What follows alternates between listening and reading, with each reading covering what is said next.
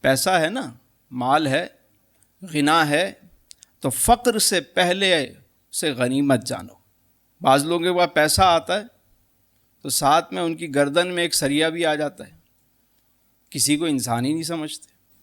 وہ ایک بندہ آیا میرے پاس، گیٹ پہ اس نے گاڑی کھڑی کی اور زور زور سے ہارن مارتا ہوا اندر آیا، تو پوری پرفیوم کی بوتل اس نے اونڈیلی ہوئی اپنے اوپر، گھڑی وڑی پہن کے یوں آ کے بیٹھا، تو ملنے آیا تھا مجھ سے۔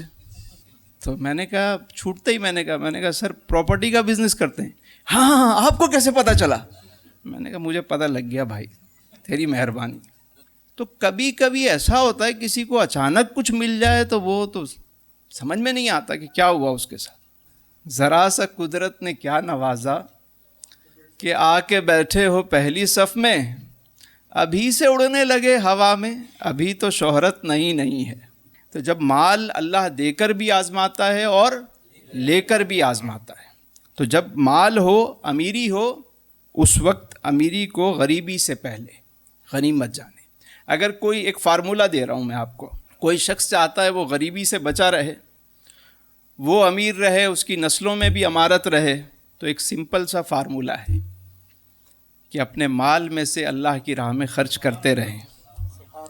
اس سے مال میں ہمیشہ برکت رہے گی، مال کم نہیں ہوگا، اللہ کی راہ میں دینے سے کبھی کم نہیں ہوتا، دیتے رہیں۔ اور عاجزی رکھیں، جس طرح کسی درخت پہ پھل آتے ہیں وہ جھکا ہوا ہوتا ہے، اللہ مال دے تو عاجزی بھی آنی چاہیے، اکڑ نہیں ہونی چاہیے۔ اللہ کو تکبر بالکل بھی پسند نہیں ہے۔ اور اسی طرح امیری کو غریبی سے پہلے کا مطلب یہ بھی ہے اس حدیث میں کہ جب انسان دنیا سے جاتا ہے تو سارا مال چھوڑ کے جاتا ہے۔ غریب الوطن جب انسان جا رہا ہوتا ہے تو سب چیزیں چھوڑ کے جا رہا ہوتا ہے۔